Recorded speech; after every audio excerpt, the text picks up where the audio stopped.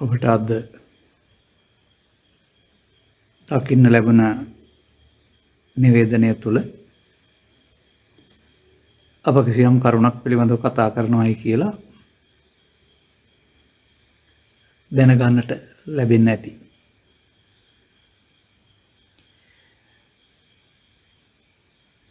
මේ පිළිබඳව මගේ අවධානය යොමු වෙන්නේ මං හිතන්නේ වසර 40කට පෙර.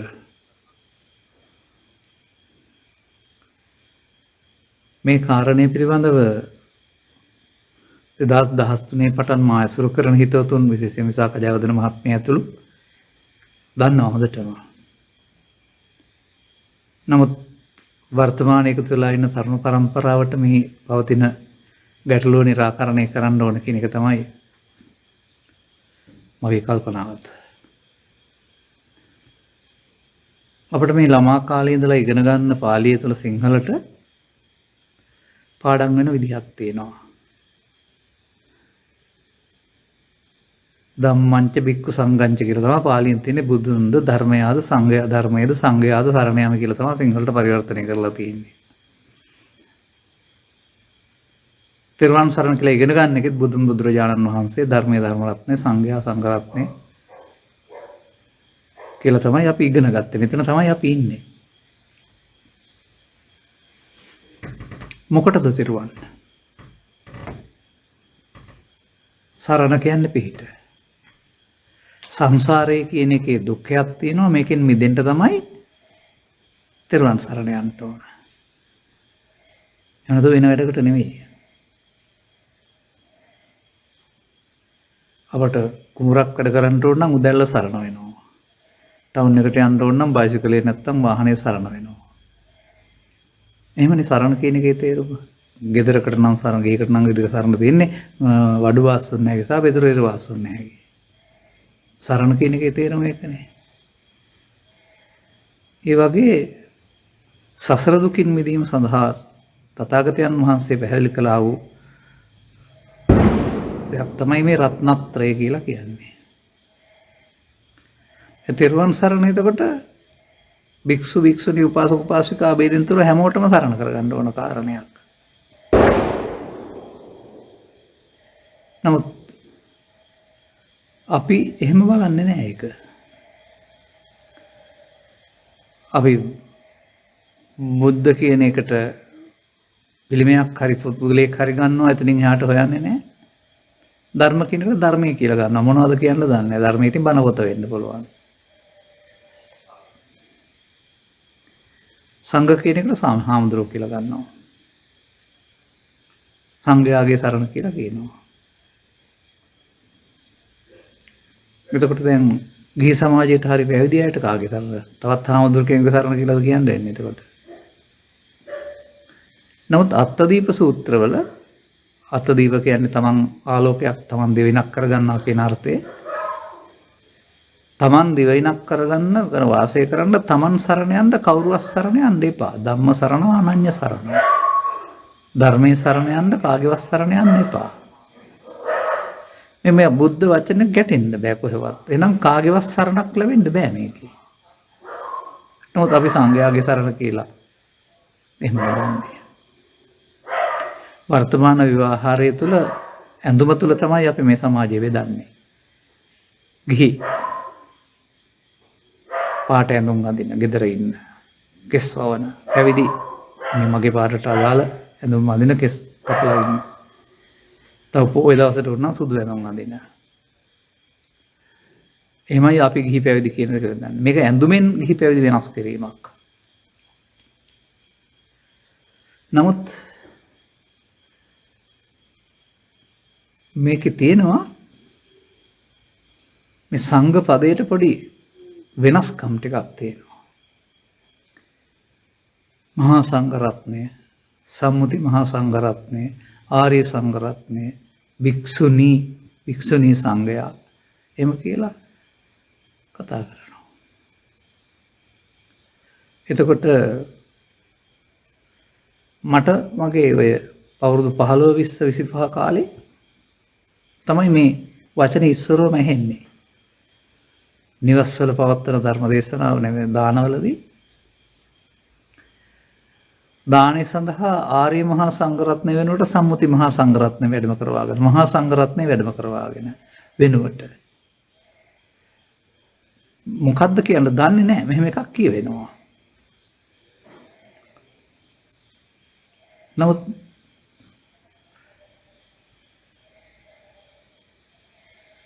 නකුල මාතාව කියනවා තමන් සුදු ඇඳුම් අඳින්නේ තමන් සකෘදාගාමි කෙනෙක්. චිත්තගහපති කියනවා තමන් බුදුන් වහන්සේ ගියාවි මම සංයෝජන පහම කඩාගත්ත අනාගාමි කෙනෙක් කියලා. එතකොට ගිහි පැවිදි ભેදෙන්තරව සෝවාන් සිට අනාගාමී වූ එක්කෙනෙක් දෙන්නෙක් නෝ දහසක් 18ක් දසදහස් ගණනක් ඉන්නවා කියලා තමයි බුදුන් වහන්සේ මට මතකයි ඒකනස්ස නම් හරි සූත්‍රයක කියලා තියෙනවා වමනෙක් ආපොත් ප්‍රශ්නයකට. අත්තහි අත්තනෝනාත කොහිනාතෝ පරදියෝ කියන එක පෙන්වන්නේ තමන්ට තමන්ගේ සරණ කවුද සරණ වෙන්නේ කියන. නැමෙ සසර දුකින් මිදීම හැමෙදී මේ තමන්ට තමන් සරණ කර ගැනීම කියන තේමාව තුල තමයි ධර්මයේ හරි බුදුන්ගේ හරි සංඝයාගේ හරි කාගේ හරි සරණ තියෙන්න ඕනේ. දෙකක් මේක දෙකක් වෙන්න බෑ. මේ නිසා මේකට වැඩිපුර එළියට එන්නේ නැති රහසක් තියෙන සූත්‍රයක් තියෙනවා. දැන් මට අද මේ ශනික කතාව සඳහා දීලා තියෙන මාතෘකාව මේක තමයි. ඒක තිබෙන්නේ ඒක අංගුත්තර නිකාය චතුක්ක නිපාතේ තියෙන්නේ. ඒක නම සෝබෙන්ති. සෝබෙන්ති කියන පදේ පොත්පත් ගණනාවක් ඔස්සේ හොයලා මම අර්ථ විග්‍රහ කරන් තියෙන්නේ. ඔය සංඝ සෝබන කියලා ඔබ කතා කරන්නේ. හොබවනවා. නියෝජනය කරනවා. ආලෝකමත් කරනවා. බබලවනවා. ඔය වුණ පදයක් හරියනවා. බුදුරජාණන් වහන්සේගේ ඉගැන්වීම අනුව චත්තාරෝ මේ භික්ඛවේ පුග්ගලා සම්ගං සෝබෙන්ති. පුද්ගල 4 දෙනෙකුට පුද්ගල කාණ්ඩ 4 දෙනෙකුටම මේ සංඝයා හොබවන්න නියෝජනය කරන්න ආලෝකමත් කරන්න බබලවන්න පුළුවන් කියන එක බුද්ධ වචනයක්. එහෙනම් සම්මුති සංඝ මහා සංඝ වෙනුවට උන්වහන්සේලාටත් ආර්ය සංඝ වෙන්න පුළුවන්. උපාසක උපාසිකා ඇඳුමේ ඉඳගෙන ඒ අයටත් ආර්ය සංඝ වෙන්න පුළුවන්. මේ ඇඳුම් මාරුවක් නෙමෙයි මේක සිත පැවිදි කිරීම සම්බන්ධ සිද්ධියක්. ඔය කයනේ පැවිදි කරන් ඉන්නේ අපි. සිතෙත් තියෙනවා පැවිද්දක්.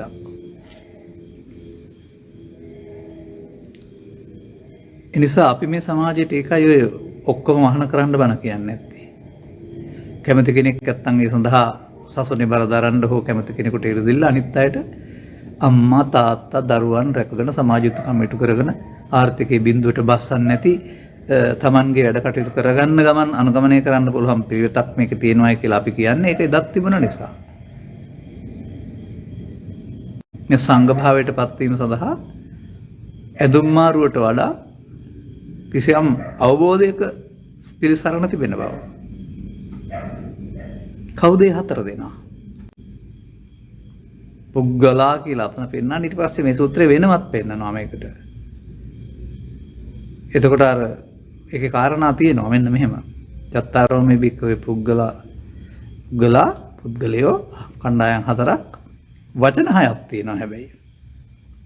ඒ ඇඳුමේ නෙවෙයි තියෙන්නේ. අවබෝධය සම්බන්ධයෙන්. වියත්තා, විසරදා, විනීතා, බහුසුතා, ධම්මදරා, ධම්මාන ධම්ම පටිපන්නා. අන්න මේ ටිකට එන්න පුළුවන් වෙන්න ඕනේ. ඔය ටිකත්. කවුද? භික්ඛු භික්ඛවේ. භික්ඛුනි භික්ඛවේ ගැන අපිට ගැටලුවකුත් නැහැ නේ. බුදු සාසනේ එදා ඉඳලා භික්ෂු භික්ෂුනි ඒ පාරේ ආවා. නමුත් බුදුන් වහන්සේ කියන උපාසකෝ භික්ඛවේ උපාසිකා භික්ඛවේ. සුදු ඇඳුම් අඳින පාට ඇඳුම් අඳින අය අතරත් ඔය උපාසක උපාසිකා කියන ඇඳුමේ වෙනස නෙමෙයි මේ ව්‍යක්ත විසරද විනීත බහුසුත ධම්මදර ධම්මාන ධම්ම පටිපන්න වෙන්න පුළුවන් නම් බුදුරජාණන් වහන්සේ වදාළ මේ ආර්ය සංඝ භාවයේ හුබවන්නට භික්ෂු භික්ෂුණී උපාසක උපාසිකා සිව්වනක් පිළිසෙනම පුළුවන් කියන එක තමයි මේකෙන් කියන්නේ. ඒ කියන්නේ භික්ෂුටත් තෙරුවන් සරණ, භික්ෂුණීටත් තෙරුවන් සරණ, උපාසකටත් තෙරුවන් සරණ, උපාසිකටත් තෙරුවන් සරණ. සසර දුකින් මිදීම සඳහා. නමුත් මේ තෙරුවන් සම්මතයේ තෙරුවන් සහ ආරි සත්‍ය තෙරුවන් කියලා කියන්නේ දෙකක්. අපට ඇහැට පේන මට්ටමින් අපි තෙරුවන් හදනවා. බුදුන්, පුද්ගලයා හෝ පිළිමය, දහම්, පොත්ගුල නැත්තම් පොත්පත්තික, සංගුන් ආවාසයේ ඉන්න අය.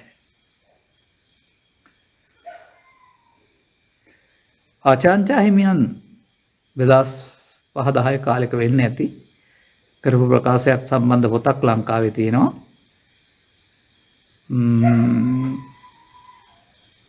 අනිත් හේවත් ධර්මයේ හරි මොකක් ඒක මම දැක්කේ පස්සේ 2010 විතර පස්සේ. නමුත් මා මේ මතය දරන්නේ මේ හොයාගෙන ඉන්න පාරේ 2000 විතර ඉඳලා. උන්වහන්සේත් කරපු ප්‍රකාශයක් තමයි මේ ලෝකෙ පිළිගත්ත ප්‍රායෝගික බුදුදහම දේශනා කරපු කෙනෙක් ආචාර්ය හිමියන් කියලා කියන්නේ. තෙරුවන් වැඩ ඉන්න ඕන පන්සලේ තුන්පලක නෙමෙයි මිනිස්සුන්ගේ හදවතේ කියලා. දැන් කොහොමද මිනිස්සුන්ගේ හදවතේ තෙරුවන් වැඩ ඉන්නේ? එතකොට පිළිමය වෙන්නත් බෑ, බණ පොත වෙන්නත් බෑ, හාමුදුරු කෙනෙක් වෙන්නත් බෑනේ. අන්න දැන් හරියනවා. නිකන් බෑ. මේ පුද්ගලයෝ 4 දෙනාටම බුදුරජාණන් වහන්සේ වදාළ ධර්ම කරුණු පිළිබඳව කොතනකින් හරි එකකින් බණ අහලා සම්මුති සත්‍යයන් ඉක්මවා යන දැක්මක් ඇති වෙන්න වෙනවා. පුණ්‍ය ක්‍රියාවලට එහා යන ක්‍රියාවක් තිබෙන බව දැක්මක් ඇති වෙන්න වෙනවා. දැන් සාමාන්‍යයෙන් අපි දස පුණ්‍ය ක්‍රියා නැත්තම් ත්‍රිවිධ පුණ්‍ය ක්‍රියා කියලා දාන සීල භාවනානේ ගන්නෙ. මේකෙන් වැහිලා තියෙන සම්පූර්ණයෙන්ම. දාන සීල භාවනා නිවන් මඟ. කියලා තමයි අපි කල්පනා කරන්නේ. නමුත් පුණ්‍ය ක්‍රියාවත් සූත්‍ර දෙකක් ත්‍රිපිටකයේ තියෙනවා. මේ දෙකේම කියන්නේ පාපේ අපි පැත්තකින් තියමුකෝ. දානය තමයි නැත්තම් සීලය තමයි කෙනෙකුගේ උත්පත්ති ස්ථානය තීරණය කරන්නේ සිල්වත්කම අනුව. මිනිසුන් අතර පහත්ද උසස්ද නැත්නම් දෙවියන් අතරද කියලා. දානය තමයි ප්‍රතිලාභ තීරණය කරන්නේ. කාම ලෝකෙට බලපාන්නේ දාන සහ සීල දෙක. භාවනා බලපාන්නේ කාටද? දාන සීල භාවනාවල භාවනාව. ඒ ඔබ ජාතක කතාව කියවලා නේද ජාතක පොත? බුද්ධ කාලේ නෙමෙයි අබුද්ධෝත්පාද කාලවල වනාන්තරගත වුණා උත්තවසන් මොකද කරයි කියන්නේ? කෙලස් යටපත් කොට දැහැන් වඩා, කසින වඩා පංචාවිඤ්ඤාට සමාධි උපදවාගෙන බඹලෝ ගියා. ඒ බඹලෝ යන්නේ මොනවෙන්ද? දානේ දීලාද සිල් රැකලාද? නෑ, භාවනා පුණ්‍ය කිරියවත් වලින්. පුණ්‍ය කිරියවත් භාවනා කියන්නේ අන්න එහෙම බුදුන් වහන්සේ පහළ වෙන විට තිබුණ බුදුන් වහන්සේ හඳුන්වා නුදුන් බඹලෝ යන භාවනාවට. ඒකේ බඹලෝ යන්න ඇරුණාම කෙලස් නැතිම හෝ මාර්ගඵල නැහැ. ඒ නිසා දාන සීල භාවනාවල භාවනාව වෙනුවට මේකේ තියෙනවා තවත් විදර්ශනා භාවනා කියලා එකක්. ඒක දාන සීල භාවනාවල එක නෙමෙයි. මෙත්ත චිත්තච්ච භාවය කියලා පෙන්නනවා භාවනාවට. නැත්තම් කෙලස් යටපත් කරලා සමාධියක් උපදවා ගන්න ඕන එකක්. ඒක විස්තර කරන්න මෙතන ඇත්තේ නැහැ. දැන් මට මේ වචන ඔක්කොම පැහැදිලි කරන්න බෑ. එකක් දෙකකින් ගමු අපි. මොනවද ව්‍යක්ත වෙන්න ඕන? සාමාන්‍ය සමාජයේ ව්‍යක්තයි කියන්නේ ව්‍යක්ත කතිකෙක් කියලා කියනවා. විනීත, විසරද, බහුසුත, ධර්මදර, ධම්මානුධම්ම පටිපන්න. ඒක ධර්ම ශ්‍රවණය කිරීම තුළින් තමන් තුළ ඇතිවෙනා වූ කාරණයක්. විචිත්‍රවත් ලෙස කරුණු පැහැදිලි කිරීමට පුළුවන් හැකියාව. ව්‍යක්තභාවය කියන්නේ. මේක තනියම අනුගමනය කරන්න නම් මෙතරම් විශාල ප්‍රමාණයක් ඕන නැහැ. දැන් අපට ධර්මදේශකින් වහන්සේලා වශයෙන් එකම බණ හැමදාම කියන්න බෑ. ඒ නිසා ත්‍රිපිටකයේ තියෙන ඕනෑම සූත්‍රයක් ආශ්‍රයෙන් ගලපන්න කියවලා ඒව ඔක්කොම ගලපගෙන පුරුදු දැනුමකින් ඉන්න වෙනවා. හැබැයි මම අද කියන දෙයක් තමයි. මට තනියෙන් නිවන් අවබෝධ කරගන්න එහෙම ඕන නම් මම ඕච්චර පොත් හොයන්නේ නැහැ. ප්‍රමාදයයි අප්‍රමාදයයි කියන දෙක දැනගත්තාම මට හොඳටම ඇති. නැත්නම් නිට්ටයයි අනිත්‍යයි කියන දැනගත්තාම හොඳටම ඇති. මුළු බුද්ධ ධර්මයේ ওই දෙකේ තියෙනවා. හැබැයි බුදුන් වහන්සේ වදාළ පරිදි. ඒ නිසා අපිට මේ ව්‍යක්ත වෙන්න ඕන කොහොමද කියලා මම කාරණා කීපයක් නිකන් කියන්නම්. මේ සසර දුක් නිමා කිරීම සඳහා තෙරුවන් සරණ කර ගැනීමේදී බුද්ධ පදයට එන්නේ පංචස්කන්ධය අනාත්මය. මැටි හෝ රත්තරන් හෝ පුද්ගලයා නෙමෙයි. ධර්ම පදයට එන්නේ ත්‍රිලක්ෂණය. තව එහාට වෙන පදත් ගන්න පුළුවන්. ඒ වගේ සංඝ පදයට එන්නේ කවුරුවත් සරණ නෙමෙයි. තමන්ගේ මේ සංඝ භාවය.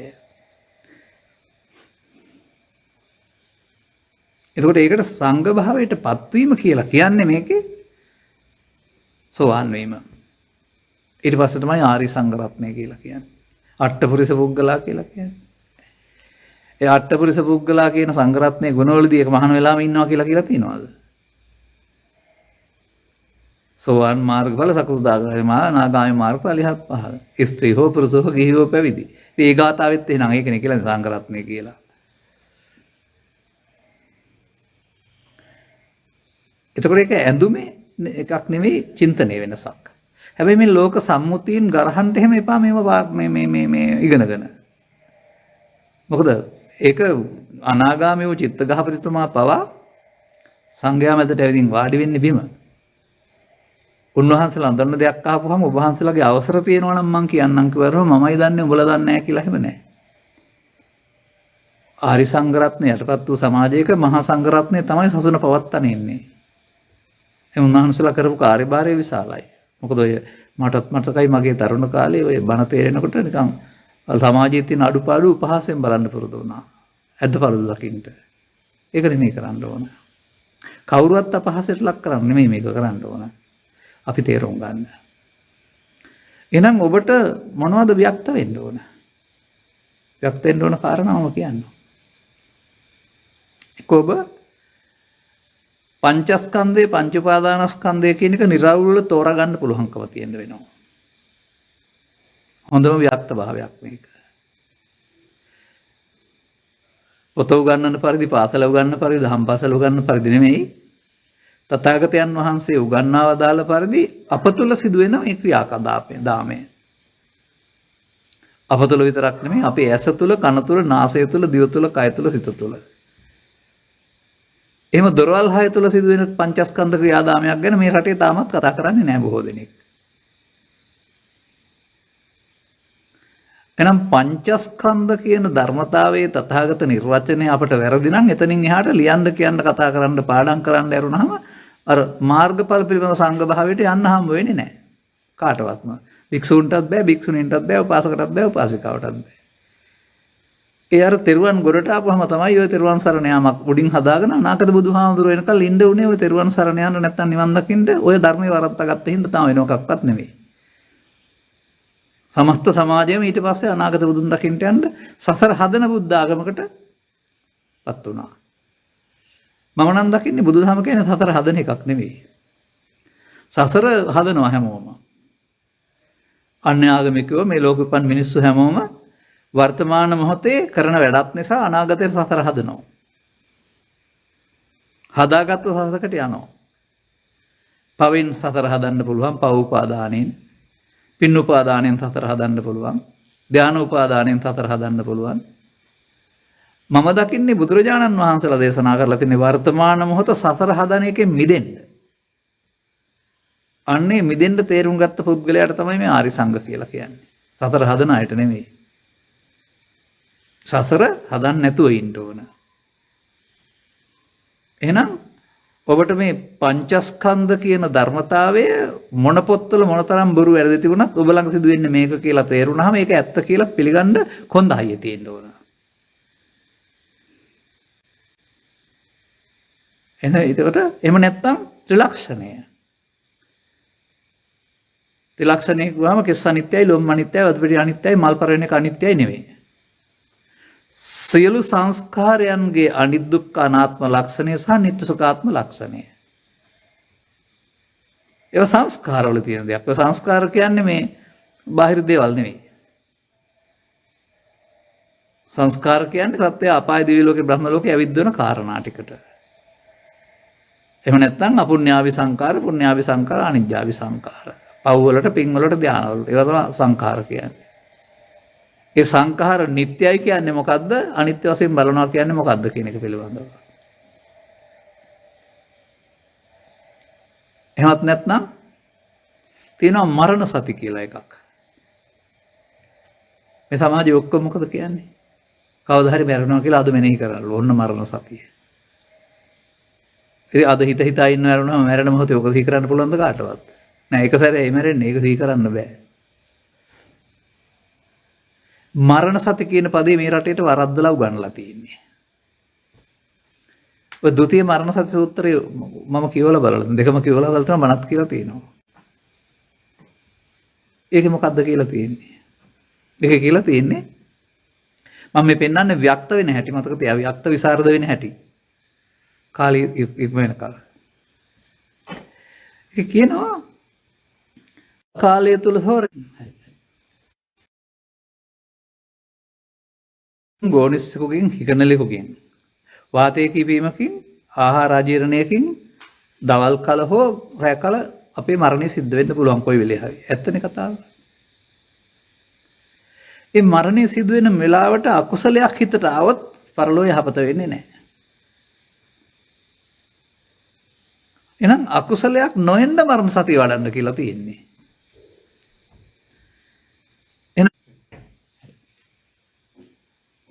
ඒක එහෙනම් මොහොතක් පාසා යන අකුසල් මරණයටපත් කරන්න ඕන. ලෝභ දේශ මොහ මරන්න ඕනේ. ඒකට සිහිය තියෙන්න කියලා අර කියන්නේ. අපි ඒ තැන්වලද ඉන්නේ? කොතරම් මේක නිවැරදි කියලා කියනවා නම් මරණ සති බික්කවේ භාවේත අමත ඕගදා අමත පරියෝසාන වෙන මොකක්වත් දැනගන්න ඕන නැහැ. බුදුන් වහන්සේ වදාළ පරිදි මරණ සතිය භාවිතා කරන්න පුළුවන් නම් නිවනට බැසගත්තේ වෙයි. ඕගදා කියන්නේ නිවන් කෙලවරකට ඇත්තේ වෙයි. මට ලෝකෙ පෙන්නන්න මං කවදා හරි මහලු වෙනවා, ලෙඩ වෙනවා, මැරෙනවා කියපු කට්ටිය නිවනට බැසගත්ත කෙනෙක්. කීකියා ඉන්නවා විතරනේ. මේ බුදුවරු අදාළ ආරි සත්‍ය අර්ථය නොගැඹුරු කර ගැනීමට කියන්නේ අනුකුබ්බේන පුතග්ජනගතෝ හෝති කියලා. ආර්යයන් වහන්සේලා ඉවර වෙනකොට මේක ප්‍රහුදුන් මට්ටමට අර්ථ නොගැඹුරු කර ගන්නවා. ඊට පස්සේ නිවනින් එහා පැත්තටත් කතා කරන්න පුළුවන්, ලියන්න කියන්න පාඩම් කරන්න පුළුවන්. ප්‍රායෝගික වෙන්න බෑ. ඒකයි වෙලා තියෙන්නේ. නිසා ඔබ ත්‍රිලක්ෂණයෙන් හෝ චතුස්සත්යෙන් හෝ පටිච්චසම්පදාය නිරෝධයෙන් හෝ කමරණ සතියෙන් හෝ බොජ්ජංග වලින් හෝ සතර සතිපට්ඨානෙන් ඔය රටේ තියෙන පරිදි නෙමෙයි.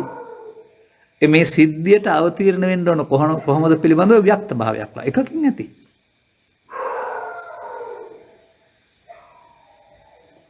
ඔබයි මා ඉගෙනගත්ත පටිච්චසම්පාදේ මතක. ඒකට අනිවාර්යයෙන්ම ආත්ම තුනක් ඕන. දෙකක් ඉස්සර ජීවිතේ, ඊටු ටික මේ ජීවිතේ, ඊටු ටික ඊළඟ ජීවිතේ. ඔහොම තමයි අතීත වර්තමාන අනාගත බෙදන්නේ. ඉතින් කොහොමද අපිට ව්‍යක්ත බවක් ලැබෙන්නේ? ඔබේ ඇහැට, ඔබේ කනට, ඔබේ නාසයට, ඔබේ දිවට මේ යම් කාරණා හමු වෙනකොට මේ හේතු කීපයක් ඕන. ඒ හේතු කීපයක ඵලය තමයි ඇහැට රූපයක් පේනවා, කනට ශබ්දයක් ඇහෙනවා කියලා කියන්නේ. ඒ ඵලයේදී අපි ඒකට ඇලිලා සතර හදා ගන්නවා. අර මං කිය සතර හදනවා කියලා. අන්න ඒ සතර හදන එකට කියනවා අනුලෝම පටිච්චසම්පාදය. ඒ පටිච්චසම්පාදයේ පොතේ නෙමෙයි තියෙන්නේ, ආත්ම තුනකත් නෙමෙයි තියෙන්නේ. ඇහැට හමු වෙන අරමුණක් තුල. ඇහැට හම් වෙන අරමුණක් තුළ සිදුවෙන සිද්ධියේදී අතීතයක් තියෙනවා, වර්තමානයක් තියෙනවා, අනාගතයට තැබීමක් තියෙනවා. සියුම් දහම්. ඔන්න ව්‍යක්ත භාවය ලබන්න ඕන හැටි.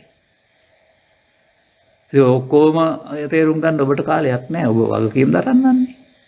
නෑ, අවශ්‍ය කටයුත්ත කරන්න මූලික දැනුම ලබා ගන්න. මම ඒකට කියන්නේ මේ අබෞද්ධ හෝ බෞද්ධ අපේ සිතේ වෙමින් පවතින දෙයක් තියෙනවා. බණ තේරෙන තුරු වෙන්නේ. ඒකට කියනවා ප්‍රමාදය. වෙමින් පවතින දෙන ප්‍රමාදය තෙරුවන් සරණ කර ගන්නකොට අප්‍රමාදය ආරම්භ වෙනවා.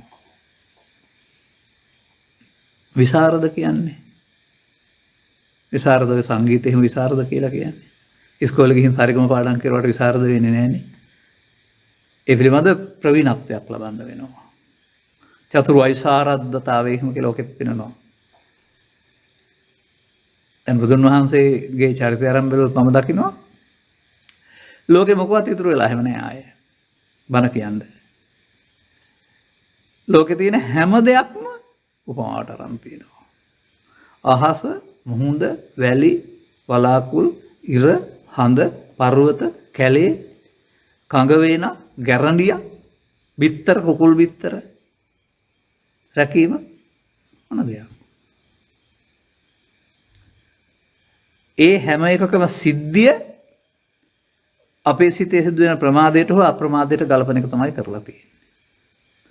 එදා නොතිබුණේ වල විතරයි පිටකේ නැත්තේ. එදා තිබුණ ඔක්කොම තියෙනවා ඔකේ. එහෙනම් අද තියෙන જાති තේරුම් ගත්තාම ඒ වෙනොත් මේක ගලපන්න අයිතිය සහ නිදහස අපිට තියෙන්න ඕන. බුදුරජාණන් වහන්සේ වදාරපු උදාහරණ ටික විතරක්ම නෙමෙයි පායස රාජන් සූත්‍රයේ කුමාර කාශ්‍යප හාමුදුරුවෝ Tamanට අදාළ උදාහරණ ටිකක් කරන් තියෙන්නේ. තේරුම් ගත්ත පුද්ගලයා මේ උපමාවකින් කරුණු පැහැදිලි කිරීම කරලා තියෙන්නේ. දැන් මේක තේරුම් ගත්තාම අර සිතෙහි ඇති කර ගන්න පුළුවන් සංසුම් බවට පත් වෙන්නට අවශ්‍ය දරන උත්සාහයට තමයි මේ විනීතභාවය කියන්නේ. ශාන්ත දාන්ත කුදීන්ත කුණ්ඩ වගේ සුදු රෙද්දක් පුරවගෙන ඇස් දෙක පියාගෙන ඉන්නවට නෙවෙයි. ස්වයං ශික්ෂණයක් හම්බ වෙනවා. ශබ්දය තමයි අපි ප්‍රිය කරන්නේ බුදුදහමේ පෙන්වන අන්තිමට නිශ්ශබ්දය ප්‍රිය කරන්න ශබ්දයෙන් අයින් වෙන්න කියලා. ශබ්දය කියන්නේ මේ ශබ්දය කියන අර්ථය නෙමෙයි කලබලකාරී බව. නොසන්සුන්කම. හැම විටම අපි නොසන්සුන්කම තුළ තමයි ජීවත් වෙන්න කැමති. නමුත් බුදුන් වහන්සේ පෙන්වනවා හැම විටම මේ නොසන්සුන්කම යටින් නොසන්සුන්කමට රිදවන්න බැරි සංසුන්කමක් තියෙනවා කියලා. ඔක හොයාගත්තාම ඒකට කියනවා හොඳ මිතුරෙක් කියලා. ආශ්‍රය කරන්න හොඳ මිතුරෙක්. මම වදයක් දෙන්නේ නැහැ කවදාවත්. ඒ මිතුරට කියන්නේ උත්තරීතර හුදකලාව කියලා. ඔය ව්‍යක්ත භාවයට යනකොට හම්බ වෙන જાති. දැන් බහුසුත බොහෝ ඇසූ පිරුතෙන් කියලා පෙන්නන්නේ. මේ කතා කරන්නේ බාහිර විෂයන් පිළිබඳ නෙමෙයි. ඒවටත් බහුසුත භාවයක් අවශ්‍යයි. යම් විෂයන් හදාරනකොට උගන්වනකොට ගෝලින්ට වඩා ගුරුවරු දැනගන්න එපා. ඇසූ පිරුත් වෙනවා මේකේ. පිරු කියන්නේ පුරුදු කළ කියන එක. එහෙනම් බොහෝ ඇසූ ධර්මය ඇසලා ඊට පස්සේ ප්‍රායෝගිකව පුරුදු කිරීම තමයි පිරුතෙන් කියලා කියන්නේ. ඒ කියන්නේ අනුගමනය කිරීම තුළ Tamanට ලැබිච්ච පරිචයක් අත්දැකීමක් යම් සංසුන් බවක් ප්‍රතිඵලයක් තියෙන්න වෙනවා. වියත්තෝ විසරදෝ විනීතෝ බහුසුතෝ. අර තියෙන ධර්මයේ දරණ ධර්ම දරණ.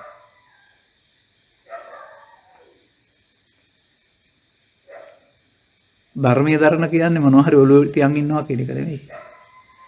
ප්‍රශ්නයකදී ගැටලුවකදී ලෝභය, ද්වේෂය, මෝහය පාවිච්චි කරලා විසඳන්න යනවා නම් ධර්මයේ දරන්නේ නැහනේ.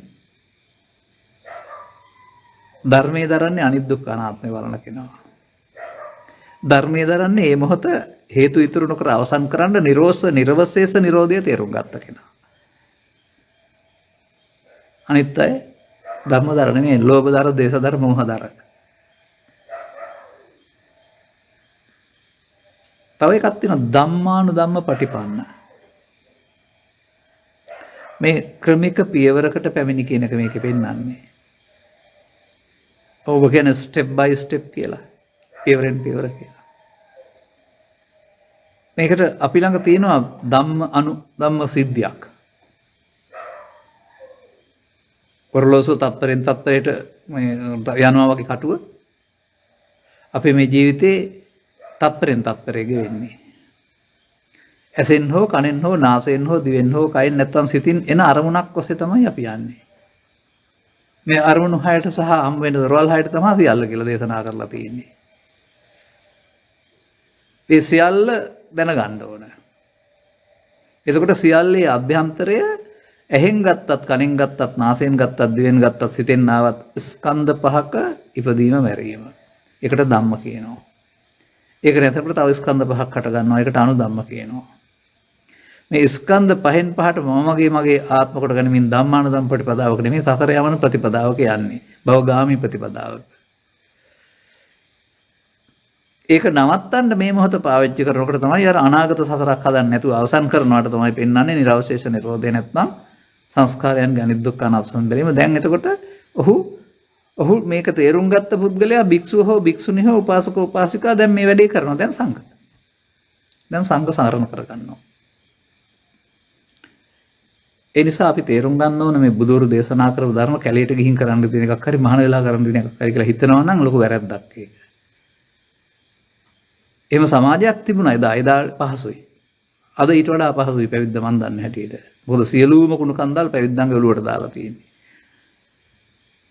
නමුත් මේක තේරුම් ගත්ත පුද්ගලයාට තමන් ගත කරන ජීවිතය අයහපත් නැතුව යහපත් කරගනිමින් පැවරී තිබෙනා වූ යුතුයකම් මනාව තේරුම් අරගෙන ඉටු කරමින් මේ වර්තමාන මොහොත අනාගතයක් හදන්න නැත්නම් කටයුතු කරන්න මේ ස්කන්ධ පංචකයේ අනාත්මය පාවිච්චි කරන්න පුළුවන් නම්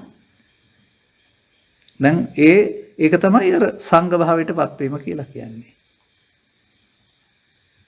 අර සංඝ රත්නේ වන්දන ගාථාවේ අටපරිස පුද්ගලා එස භගවතෝ සාගෝ සංඝෝ. දැන් ගෙදර විතර පන්තලේ විතර දින්නව ඇත්තේ සෝවන් සකෘදාගාමී මනාමයයි. ඒකෙම කියනවා නේද සංඝ කියන පදේ තේරුම. ඒවට නැති ඒකට ආවේ නැති සංඝ පදයට තමයි සම්මුති හෝ මහා සංඝ රත්නය හෝ කියලා පාවිච්චි කරන්නේ. ඔය ඉතින් ආර්ය සංඝ රත්නේ නැති වුණා කවදා හරි ධර්මයටපත් වුණ පැටන්. ඉතින් බුදු සාසනයේ වනසලා දාලා අනාගත බුදු සාසනයේද අපි ආර්ය සංඝ රත්නය ඇති කරන්න ඕනේ. නෑ යටපත් වීමක් නෙවෙලා තියෙන්නේ. විවටෝ විරෝචිත නොපටිච්චන්නෝ. වැහුණුත් නම් බලන්නේ නෑ. ඉතින් විවෘත වෙනවා කියලානේ තියෙන්නේ. මම වෙනුවෙන් ඔබ වෙනුවෙන් ඔබේ දරු පරම්පරාව වෙනුවෙන් ලෝකයේ වෙනුවෙන් මේ සිද්ධ වෙන්න යමින් යන සිද්ධිවලදී ධර්මයේ සරණ නැත්නම් ලෝකෙම විනාශ වෙනවා. මොකද පාවිච්චි වෙන්නේ අධර්මයේ සරණනේ. එහෙනම් ලෝකේ ආරක්ෂා වෙන්න නම් ලෝකෙටම ධර්මයේ සරණ ඕන වෙනවා.